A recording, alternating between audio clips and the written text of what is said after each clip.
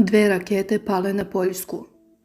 Premijer sazvao hitan sastanak Vladinog komiteta za bezbednost. 2 rakete pale su na teritoriju Poljske oko 16 časova po lokalnom vremenu, pišu poljski mediji. Poljski premijer sazvao je hitan sastanak Vladinog komiteta za bezbednost i odbranu, saopštio je njegov portparol. 2 zalutale rakete pale su u grad Przevodov u Poljskoj.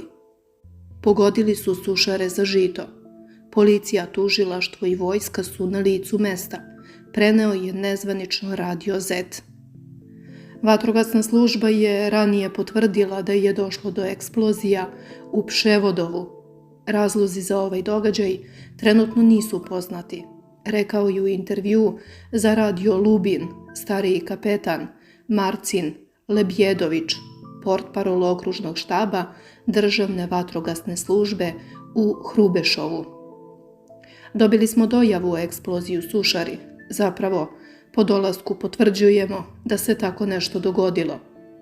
Trenutno obezbeđujemo mesto događaja i osvetljavamo prostor akcije, dodao je on.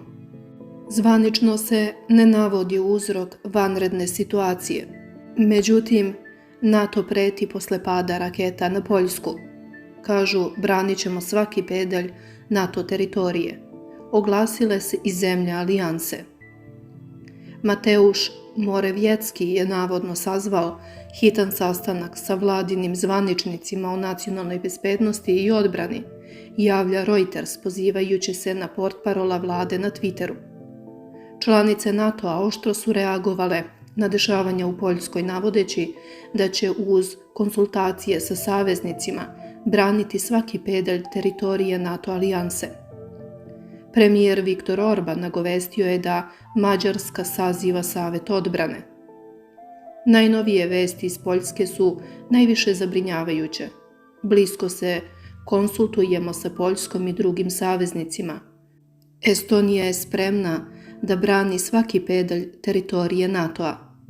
Potpuno smo solidarni sa našim bliskim saveznikom Poljskom, potvrdilo je Ministarstvo spoljnih poslova Estonije.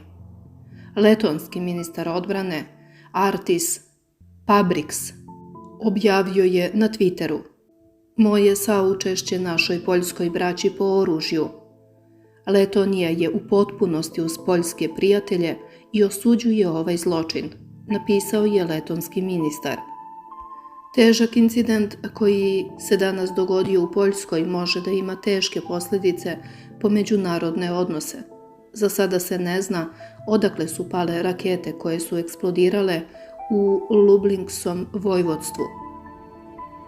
Za sada se još nagađa šta se desilo, ali važno je podsjetiti da je Poljska članica NATO, a ovaj savez se vodi principom kolektivne odbrane, da napadnu na jednu ili više država članica znači napad na sve.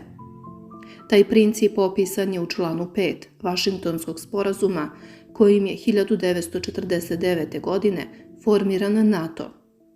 Primjena ovog principa na sadašnju situaciju značio bi rat.